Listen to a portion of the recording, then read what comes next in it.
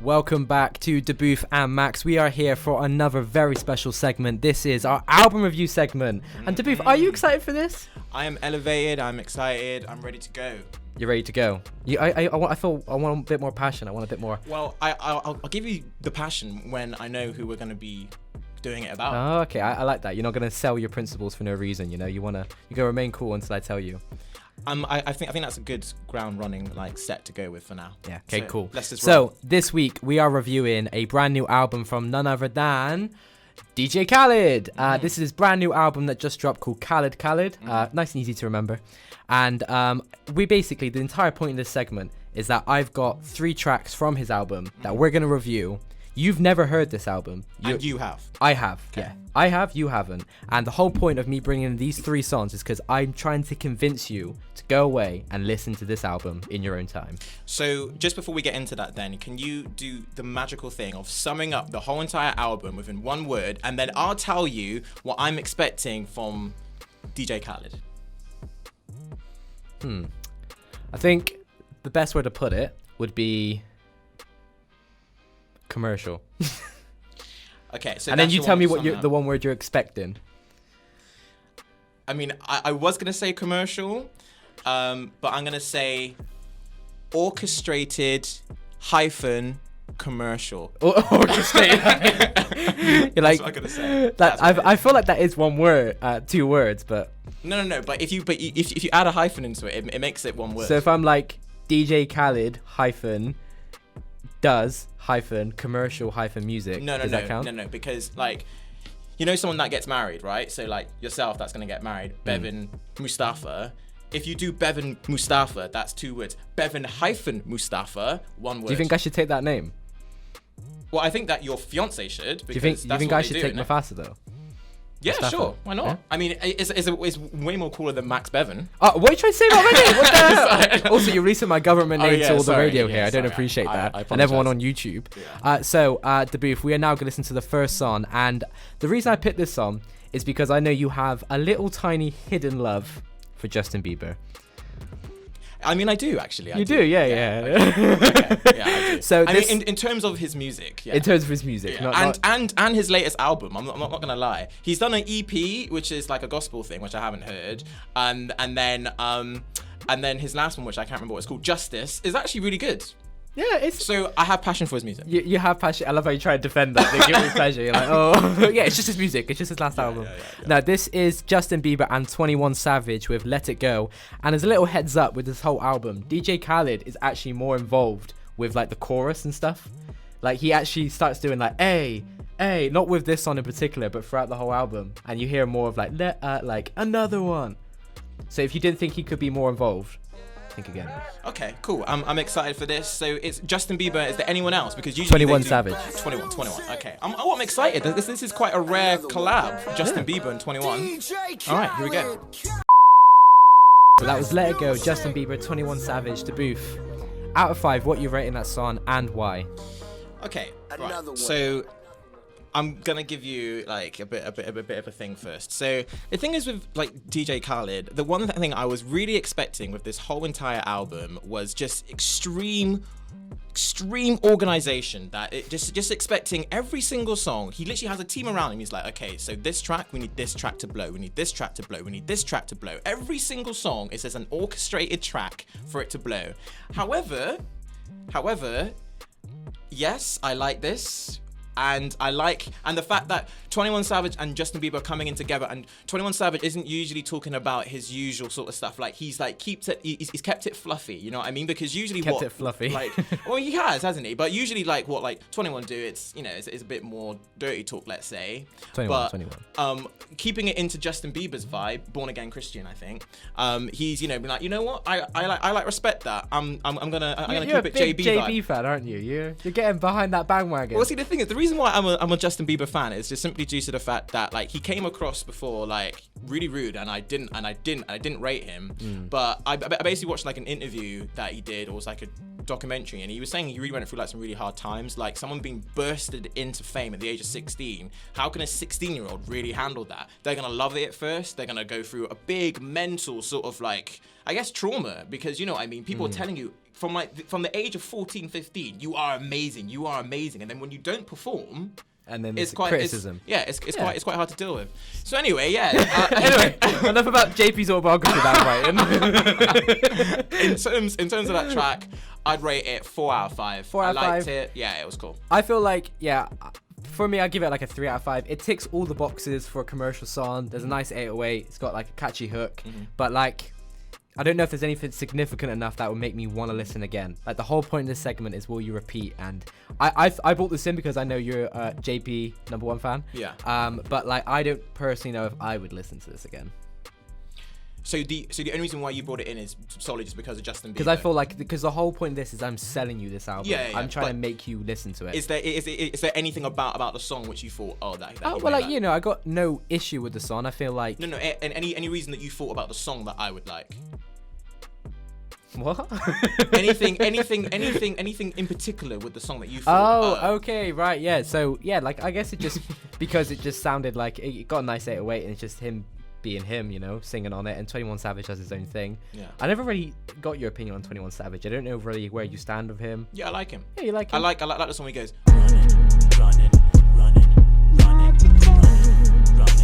run. Wipe his nose. It was running. Is that a song? I never heard that. Yeah, Because wipe your nose. It's a good track. Yeah. Oh, that sounds great.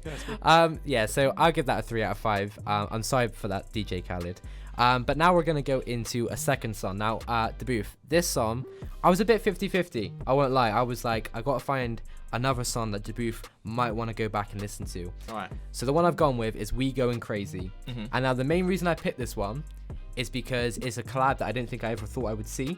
It's H.E.R, her, and Migos. Okay. Which is like very, different kind of vibes. R&B and trap. R&B and trap, but then like I feel like her is quite critically acclaimed. She's won like loads of awards, been nominated for Grammys, and then Migos are doing their thing. So like, it's a bit of a contrast. Okay. But I think you're gonna like it. I hope so. Anyway, this was my gamble. This was the one that I was kind of just shooting into the dark. Okay. Born ready. Let's go. Ready. Let's do it.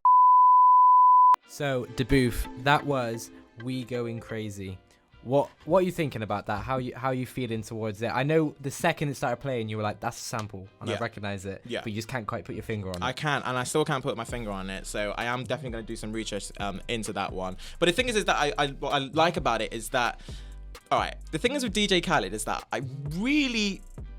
Maybe I shouldn't be going out in this, but like, I don't. We're gonna drop a diss track on DJ Khaled. I just really don't think that like he made that beat. If that makes sense. Yeah. So okay, cool. Oh, so you know that. What is it? He's classed as like a music manager, isn't it? Oh, okay. Because he doesn't make the beat and he doesn't obviously sing or rap. Yeah. So he's like, they call him like a music executive or something. Like that's what he officially is. Great. Isn't it? That's all I need. It's so obvious that he didn't make that beat. Okay.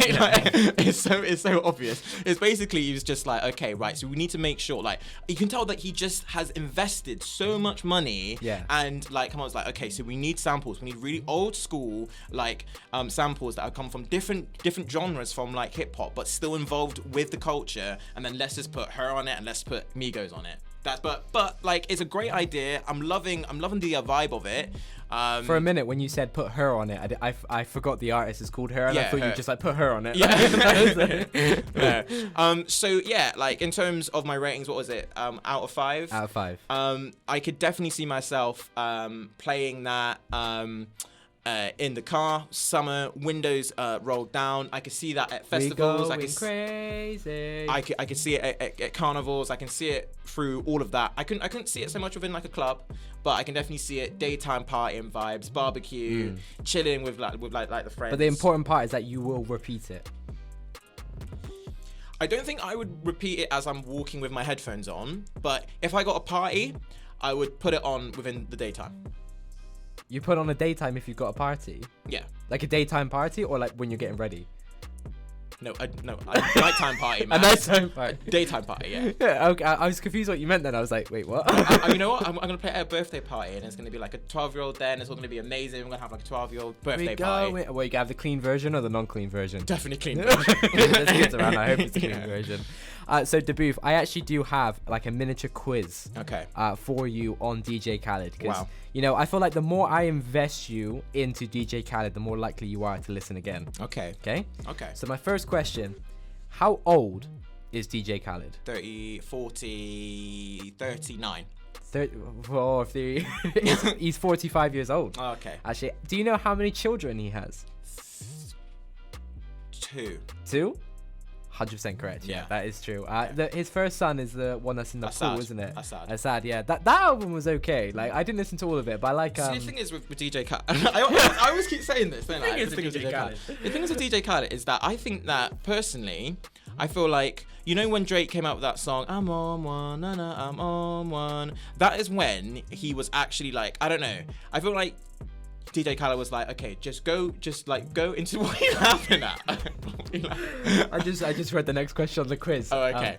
I feel like he was like, okay, like just come into the studio and let's just vibe, let's just create something. But now I feel like success and the pressure of success is kind of getting to him now. Yeah. So he's really like orchestrating, really planning this out, and not actually just letting the artists do their thing. This is just my impression anyway, that like the actual creativity process of it has kind of lost its element. It seems extremely like a mechanical album. I love it seems like a robotic album. Have you seen the tweet where it's like Ed Sheeran shaking hands with DJ Khaled, and it's like we should make a song together, and Ed Sheeran's like, yeah, that's cool, and he's like, okay, so you make a song. Ed's like, yeah, he's like, and I'll shout my name on it. I feel like that's a good summary, isn't it? Yeah. So Daboothe, the final question, which is the one I couldn't help but laugh at. All right. What do Wikipedia define DJ Khaled's role as? DJ, I guess. I'm gonna let you guess 3 times because you're not gonna guess that this is on like a on an actual description of a person. Influencer, because that's really how he blew. So he blew because he got lost on Snapchat. Can you remember that? No. So he was on what's those boats called when you like rev them and like speedboat. Speedboat, yeah. Speedboat? No, that's not right. Well, we'll call it that. So he was on like a speedboat, and then he was filming on like Snapchat, and then he just went too far into the ocean, and then he got lost, and then he started filming himself on Snapchat, being like, "I'm lost, pray for me, blah blah blah." Do you not see that? No. Yeah. It was funny. Yeah. He completely, like, he was famous already because he did stuff with Drake and stuff, but he completely blew from that. Yeah. And then that's when he I thought for a minute you meant that like he was like literally not famous at all, and then he did that, and then 10 years later he's there with H.E.R and Migos. No. He was like he already put the graft in, and he was already like established within his field, but like he then became a celebrity, let's say, obviously he's got his music career and fame through that, but then he became a proper celebrity through his personality on socials. Do you think once we hit like 10k followers we should like go missing? Like maybe we'll go to like a hike in the jungle and just disappear. I think we should do like a Logan Paul like thing, and like we should maybe do like kickboxing and like thank God like you went in that direction. What do you mean? I thought you were going with the real big controversy. What I can't really mention it on radio. Oh, okay, all right. But like for a minute I was like, I'm not doing that. Okay. We should do kickboxing. Yeah. We should do like tag team kickboxing. Do you know? Oh my God, bro, it's boxing that all the YouTubers are doing. Yes, I know, but that's why we're gonna do kickboxing. Oh, we're gonna do something a bit different. I see. We're gonna be a little unique. Yeah. No. So the actual answer to that question. Oh, I was gonna say I had 2 more guesses. Guess. Okay. You have 1 more guess. Influencer, DJ, music exec, like what you said. It's actually defined as hype man. Oh wow! It says profession hype man. Wow. On his Wikipedia page. I'm not. I wish I was making that up, but I'm not. And if you don't believe me, check it out. DJ Khaled on Wikipedia. Okay. Professional hype man. Okay. And I gotta say, if that's true, he's probably the most successful hype man that's ever existed. Because like this guy's got #1s on Billboard, he's got multi-platinum records. Well, yeah. If you think about it, he has generally finessed the music industry, because what does he do? He shouts. He goes, DJ Khaled. I mean, obviously there's a lot of like integration or like management and business, side that he does. But in terms of the actual artistic process, like what do we see him do? He is like so like business related. Like his whole saying, "We the best music." obviously that makes no grammatical sense, but do you know why? Because you can't actually copyright a phrase if it does make perfect grammar, because it means people can use it in a normal sentence. So if he tried to copyright "we got the best music," it's not able, because you know, you can say that in a conversation. I could say like, "Oh, Daboothe Maxx, we go on air, we've got the best music." So you can't copyright it, so it's "we the best music." So like us saying this now, if we keep saying it enough on YouTube, it's gonna get like copyright strike to do. We the best music. I mean, DJ Khaled says it enough, but I guess it's his own thing, isn't it? Because he copyrighted it, isn't it? Oh yeah, exactly. That's what I was saying. Oh, right. Okay. Sometimes we don't quite click, do we? But other times we're like perfectly in sync. Next one, let's roll. So this one is probably my favorite from the album. I won't lie, digging into the album wasn't the best I've ever listened to, but I did actually quite like this song. It went in a very different direction what I thought it was gonna. This is "I Did It," Post Malone, Meghan Thee Stallion, and what was it? Dababy. Okay. Yeah, I had to remember that. And in answer to the other one, so like I think I said I would repeat it for a party, but I wouldn't go back personally and listen to that. Okay. Well, I hope in this one you're gonna put in your playlist and it's gonna make you want to listen to Khaled Khaled. I did it, Daboothe. Okay. I did it. Okay. The reason I'm saying that is because I think I have now convinced you to listen to that album. No? I'm looking. Wow. I think I've grown out of love for DJ Khaled. Like, I think the thing is with like an album and a compilation album is that, like, as soon as someone says an album, I'm expecting real depth and artistry. Yeah. And like, you want the highs, you want the lows, you want like a commercial song, and you want like a song that's more about like personal. You want a proper intro, a proper outro. Can I ask you, like, so from like his previous albums, even when like DJ Khaled has like someone doing a really sad song, I don't connect to it. One, because DJ Khaled's screaming his name halfway through it, but also two, like, I just think to myself, like, I don't know. It's just the fact that it's like, okay, so it's like, again, he's had a fat off conversation about. All right, so we're gonna put a sad song in the third track now, you know, to really make sure. None of them are really sad though. What in this album? Yeah, like, so. Even though this song isn't sad, yeah. You know, I did it. I mean, I feel like maybe Post Malone was like, well, like I've done the hook for this track. If you want to get a few people on it, I'm cool. Yeah, I kind of get that impression with a couple of these songs. Like, I feel like maybe he contacted the artist and they were sort of like, well, this one's half done. You can finish it off if you want. Because it does seem a bit, I don't know why. Like, I like the kind of catchiness of the song. I just like the hook.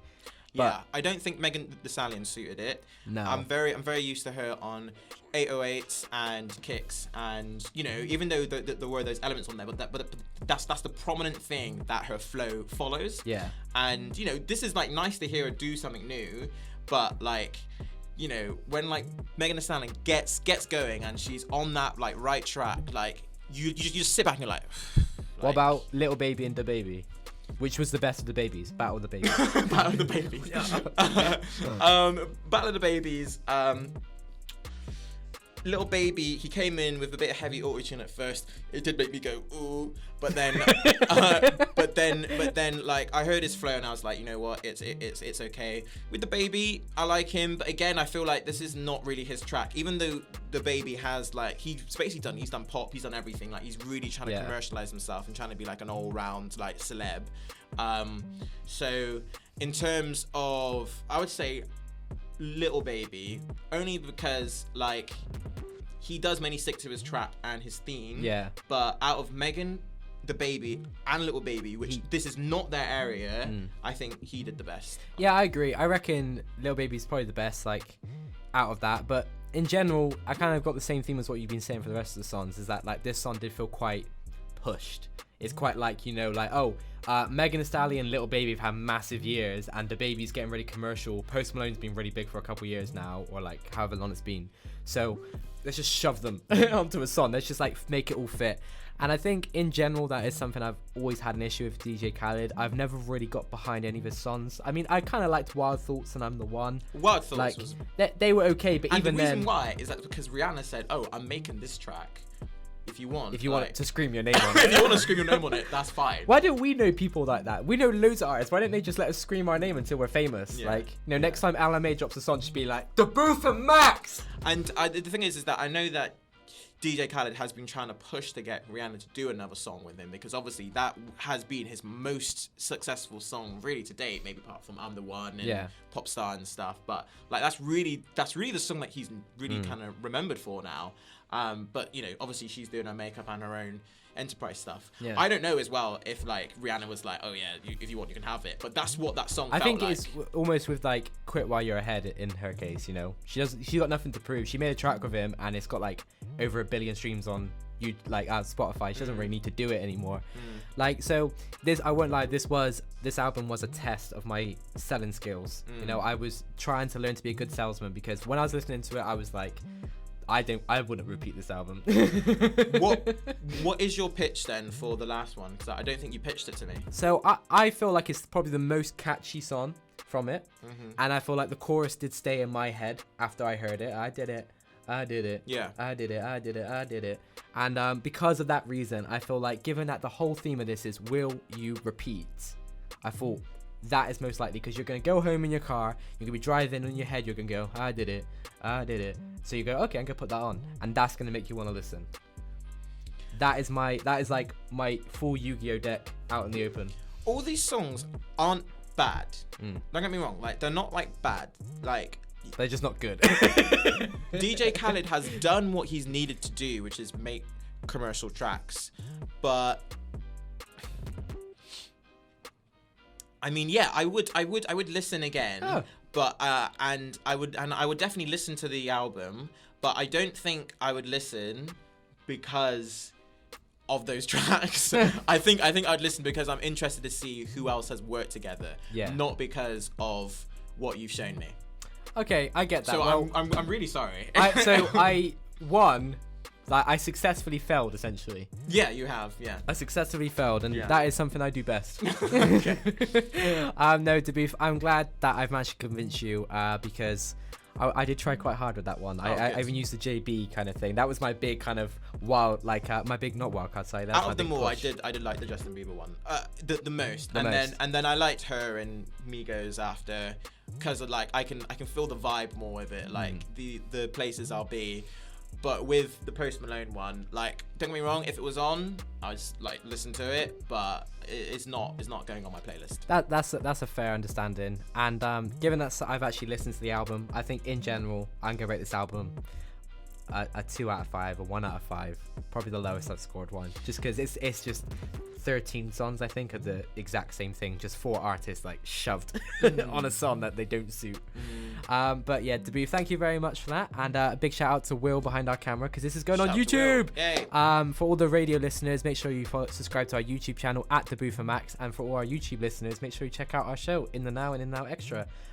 Go follow us on Instagram at Daboothe Maxx with a double X, and we shall see you later on. Later, Gator.